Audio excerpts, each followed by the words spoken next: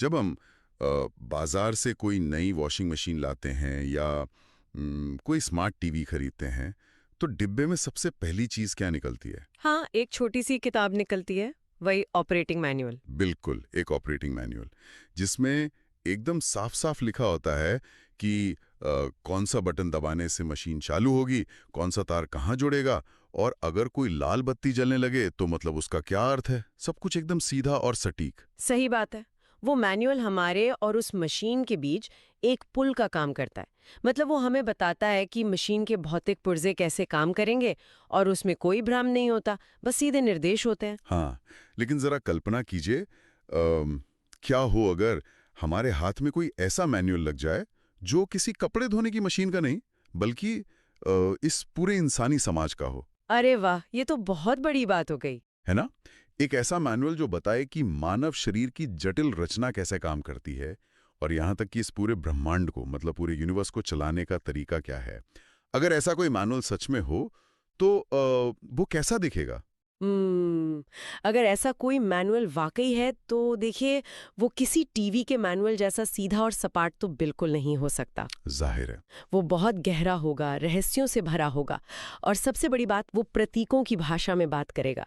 मतलब वो सिर्फ ये नहीं बताएगा कि क्या करना है, बल्कि वो आपको ये भी समझाएगा कि क्यों करना है। और बिल्कुल यहीं से हम आज की इस बहुत ही खास और गहन चर्चा के विषय तक पहुंचते हैं। आज हम एक ऐसे ही अत्यंत प्राचीन, गूढ़ और विशाल मैनुअल की परतों को खोलने वाले हैं। हाँ, और ये बहुत ही रोमांचक होने वाला है। बिल्कुल। हमारे सामने है यजुर्वेद का एक बहुत ही शानदार हिंदी अनुवाद। इसे डॉक्टर रेखा व्यास ने अनुवादित किया है और संस्कृत साहित्य प्रकाशन ने इसे प्रकाशित किया है। जी। आज हमारा इरादा सिर्फ ये जानना नहीं कि प्राचीन काल में कौन से कर्मकांड होते थे या यज्ञ आग में आहुति कैसे दी जाती थी। हमारा लक्ष्य इससे कहीं बड़ा है। हम ये डिकोड करने की कोशिश करेंगे कि कैसे ये एक अकेला ग्रंथ समाज की व्यवस्था, हमारे शरीर की अंदरूनी रचना और ब्रह्मांड के दर्शन को एक ही धागे में पिरो देता है। देखिए, इस पूरी यात्रा में जो चीज सबसे ज्यादा चौंकाने वाली है वो वेदों का अपना स्वभाव है। मतलब अगर हम ऋग्वेद की बात करें तो वो मूल रूप से कविताओं का, एक तरह से पद्यात्मक प्रार्थनाओं का भव्य संग्रह है। हाँ, उसमें प्रकृति की स्तुति है। बिल्कुल, प्रकृति के प्रति एक विस्मय है। लेकिन यजुर्वेद की जमीन एकदम अलग है। प्राचीन ग्रंथों में इसके लिए एक बहुत सटीक पंक्ति आती है, गद्यात्मको यजुः। मतलब ये गद्य में है। हाँ, इसका मतलब है कि यजुर्वेद मुख्य रूप से गद्य में है, पद्य में नहीं। ये कोई कविता नहीं है, बल्कि एक पद्धति ग्रंथ है। इसे विशेष रूप से अनुष्ठानों, यज्ञों और हमारे दैनिक संस्कारों को सही ढंग से एक सिस्टम के तहत संपन्न कराने के लिए डिजाइन किया गया था। अच्छा। और यही कारण है कि इतिहास में आम लोगों के दैनिक जीवन में सबसे अधिक पैठ इसी वेद ने बनाई। तो एक तरह से हम कह सकते हैं कि ये प्राचीन भारत का अपना ऑपरेटिंग मैनुअल था, जिसने जीवन को और समाज को एक व्यवहारिक ढांचा दिया। बिल्कुल, एकदम सही। ये जीवन को अनुशासित करने का एक बहुत ही वैज्ञानिक प्रयास था। लेकिन यहाँ एक बहुत दिलचस्प सवाल उठता है। अगर ये एक व्यवहारिक मैनुअल है तो इसकी रचना कैसे हुई? मतलब किसी ने तो इसे लिखा होगा ना? हाँ, और इसकी रचना की कथा बहुत ही अद्भुत है। सच में? जब मैंने इसके स्रोत पढ़े तो इसकी कहानी मुझे किसी हॉलीवुड की फैंटेसी या साइंस फिक्शन फिल्म से कम नहीं लगी। वो कथा वाकई बहुत विचित्र है और अपने आप में कई गहरे अर्थ समेटे हुए है।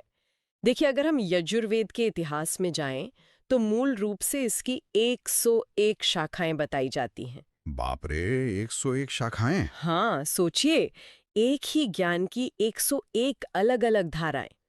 लेकिन समय के साथ बहुत सी शाखाएं लुप्त हो गईं और आज मुख्य रूप से दो सबसे प्रसिद्ध शाखाएं ही हमारे सामने हैं। कृष्ण यजुर्वेद और शुक्ल यजुर्वेद। बिल्कुल।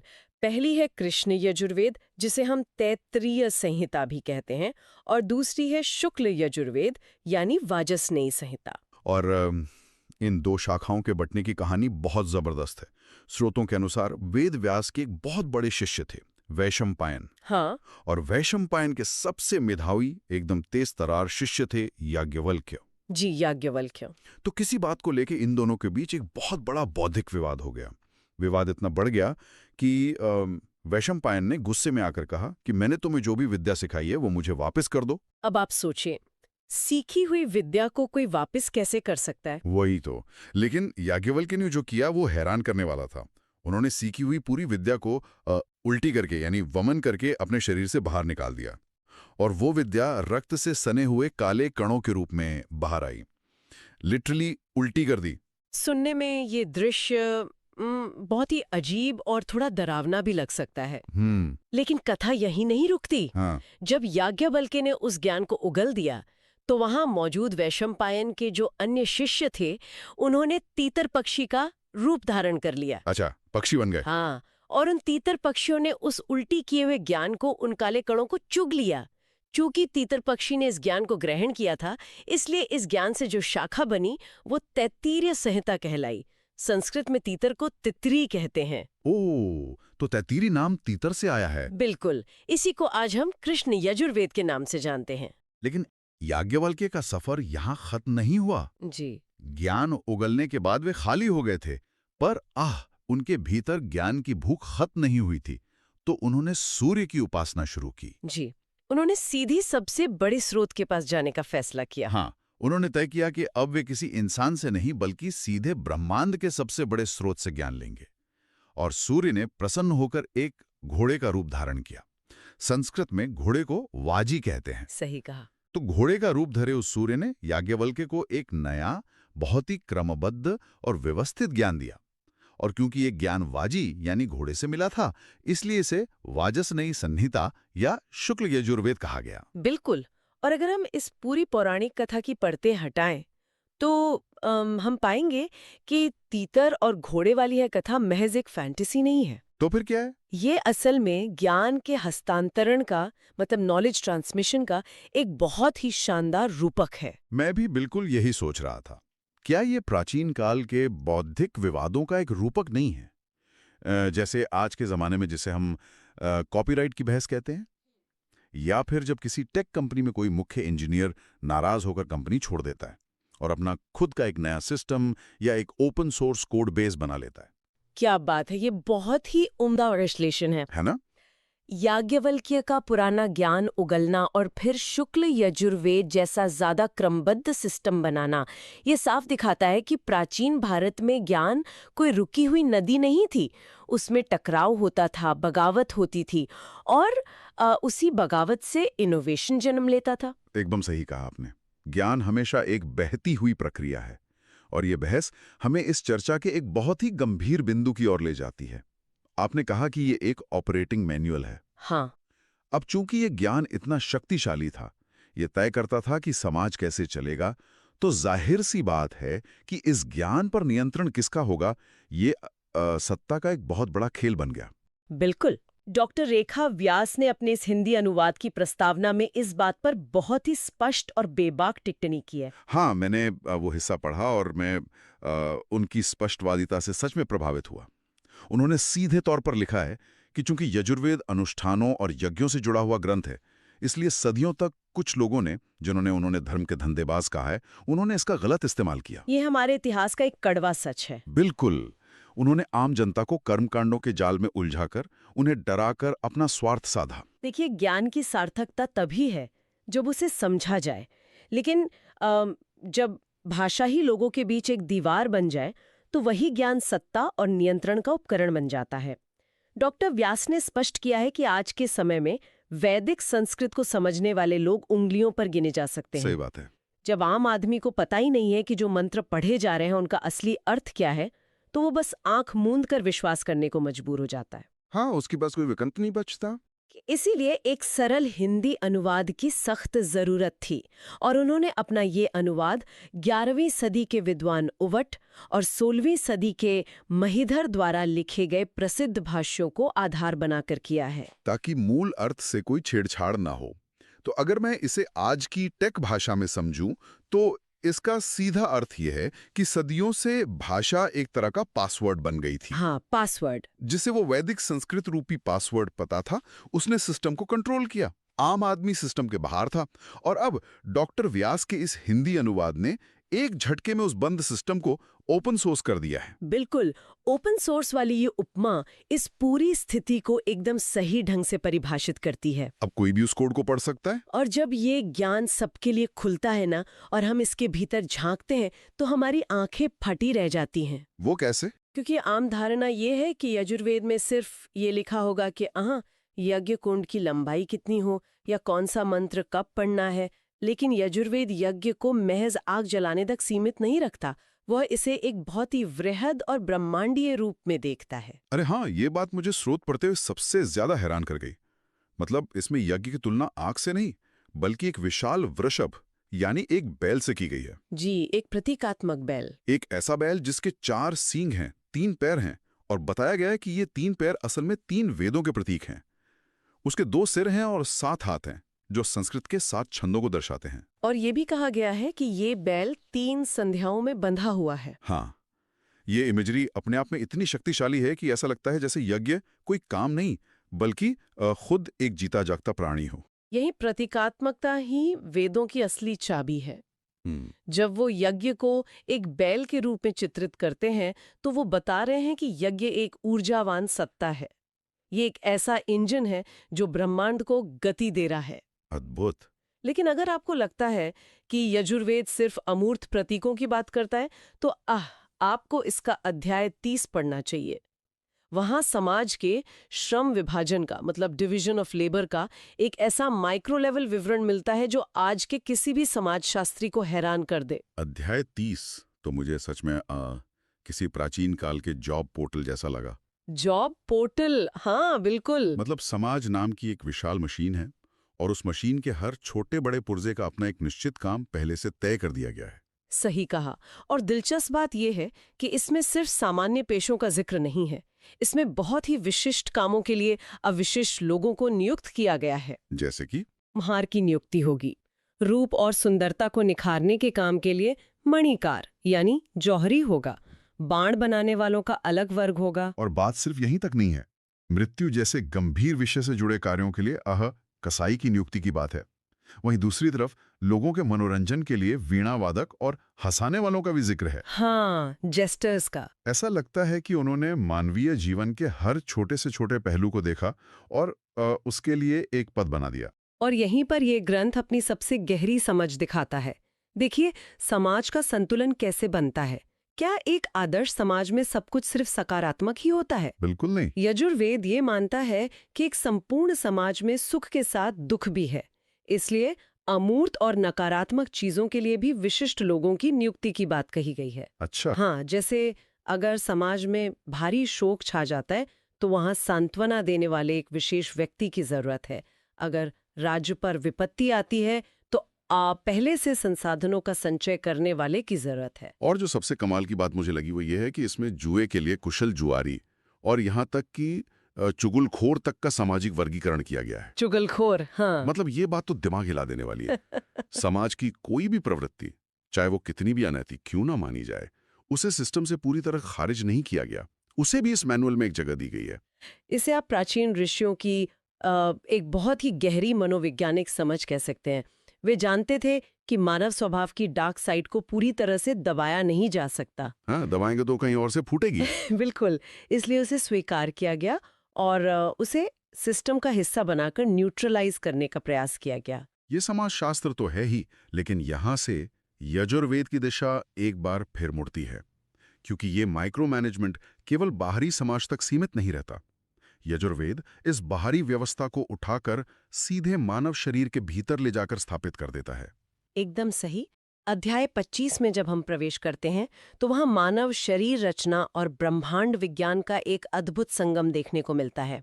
वहां शरीर के अंगों की देवताओं के साथ एक बहुत ही सटीक मैपिंग की गई है। जी हाँ, मैंने देखा कि दांतों और होठों को सीधे वाणी की देवी सरस्वती से जोड़ा गया है।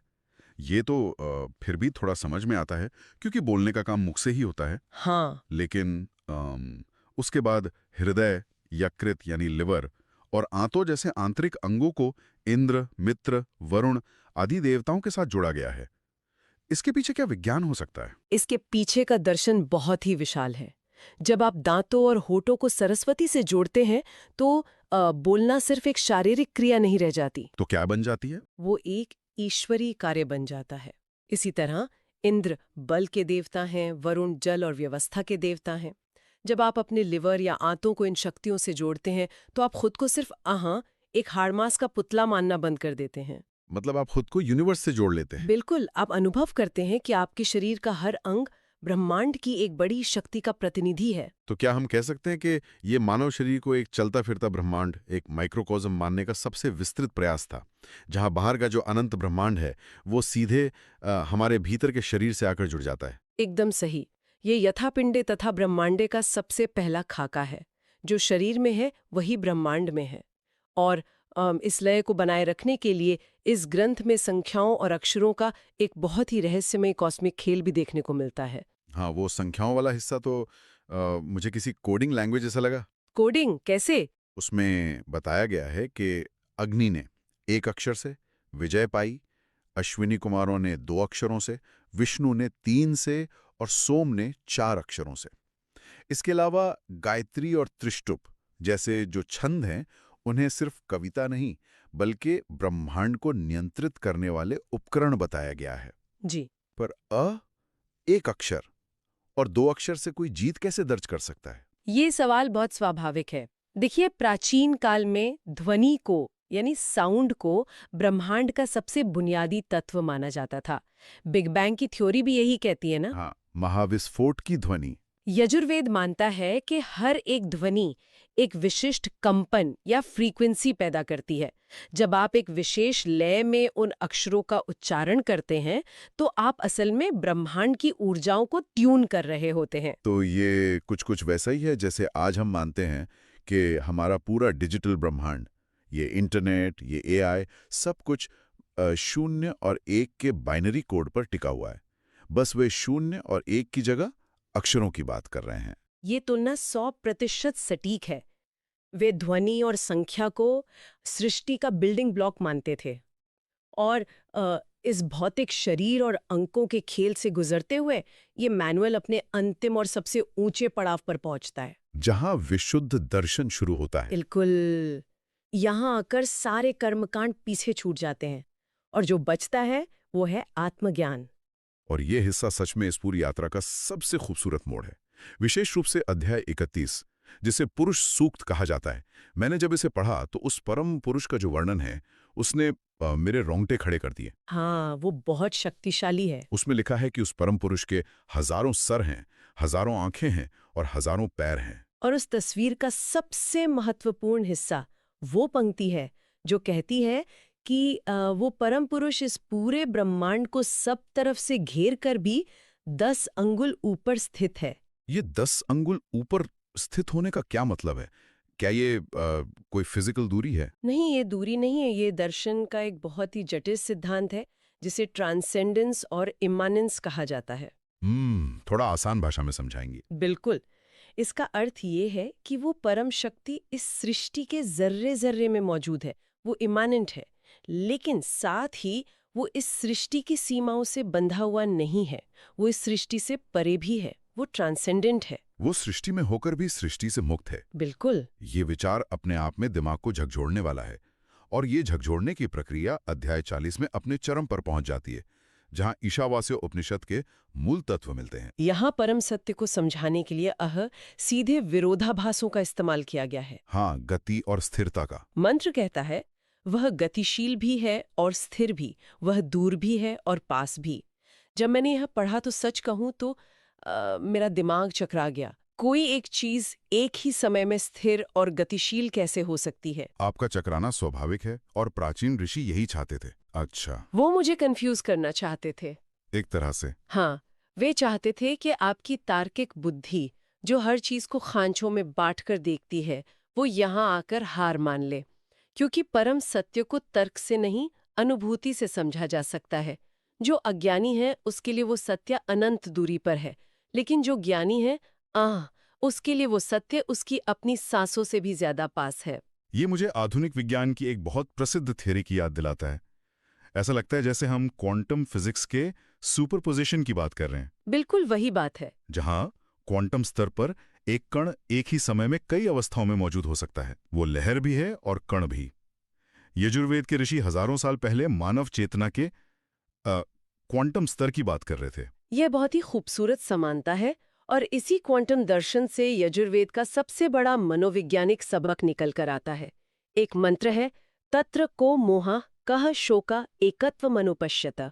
इसका अर्थ क्या हुआ? इसका सीधा सा अर्थ है कि जो व्यक्ति इस पूरे ब्रह्मांड के सभी प्राणियों में उसी एक आत्म तत्व को देखता है, उसे कभी मोह या शोक नहीं हो सकता।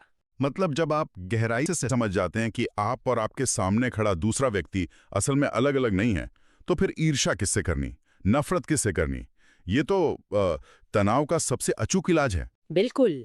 जब इंसान को बहुलता में एकता का दर्शन हो जाता है, तो सारी चिंताएं और सारे डर अपने आप शांत हो जाते हैं। तो अगर हम आज की इस पूरी विस्तृत चर्चा को समेटने की कोशिश करें, तो हमने देखा कि यजुर्वेद सिर्फ आग में घी डालने वाली कोई पुरानी किताब नहीं है। बिल्कुल नहीं। ये एक सफर है जो तीतर और घोड़े के मिथकों से शुरू होता है। फिर डॉक्टर व्यास का अनुवाद इसे आम जनता के लिए ओपन सोर्स कर देता है। फिर हम उस समाज में गए जहां चुगलखोरता को एक सिस्टम में जगह दी गई। हाँ। वहां से हम मानव शरीर के भीतर गए और अंततः हम एक ऐसे क्वांटम दर्शन पर पहुंचे जहां मैं, तुम, ये और वो सब कुछ खत्म हो जाता है और सिर्फ एक पूर्णता बचती है। आपने इसे बहुत ही शानदार तरीके से समेटा है। ये ग्रंथ हमें सिखाता है कि जो अनुष्ठान हम करते हैं वे अंतिम लक्ष्य नहीं है, वे महज सीढ़ियां हैं जो हमें उस अंतिम सत्य की ओर ले जाती हैं। ये वाकई एक नजरिए को बदल देने वाली चर्चा रही। और आज की इस यात्रा को खत्म करने से पहले मुझे लगता है कि एक बहुत ही रहस्यमयी पंक्ति पर विचार करना जरूरी है। वो पंक्ति है, हिरण्मय्येन पात्रेण सत्य स्यापहितम मुखम। बहुत ही शक्तिशाली मंत्र है ये। इसका अर्थ होता है, सत्य का मुख एक सोने के पात्र से या सोने के ढक्कन से ढका हुआ है। जी, ये कालातीत रूपक है। सोने का पात्र यानी वो चमक दमक, वो बाहरी आकर्षण जो हमें अंधा कर देता है और हम उसके पीछे छिपे असली सत्य तक पहुंच ही नहीं पाते। और यहीं पर हमारे सभी श्रोताओं के लिए सोचने का एक बहुत बड़ा विषय खड़ा होता है। हम सबको आज अपने आप से पूछना चाहिए कि हमारे आधुनिक जीवन में वो सोने का पात्र आखिर है क्या? ये एक बहुत जरूरी सवाल है। क्या ये धन और विलासिता की वो अंधी दौड़ है? क्या ये दिन के 24 घंटे हमारी आंखों को चौंधियाने वाले हमारे फोन की चमकती हुई स्क्रीन है? या ये सोशल मीडिया के झूठे अप्रूवल का वो जाल है जो हमारे असली अस्तित्व को हमसे दूर कर रहा है? ये सवाल हमें खुद से पूछना ही होगा और ये भी सोचना होगा कि क्या उस चमचमाते हुए पात्र को हटाकर सत्य का सामना करने का साहस हम में बचा है या नहीं। बिल्कुल। हमारे पास ब्रह्मांड और जीवन का ये महान मैनुअल तो आज भी मौजूद है, लेकिन इसे सच में पढ़ने के लिए हमें अपनी आंखों पर रखे उस सोने के पात्र को हटाना ही होगा। ये एक व्यक्तिगत यात्रा है जिसे हम में से हर एक को स्वयं ही खोजना होगा। आज के लिए बस इतना ही, फिर मिलेंगे एक और गहन चर्चा के साथ।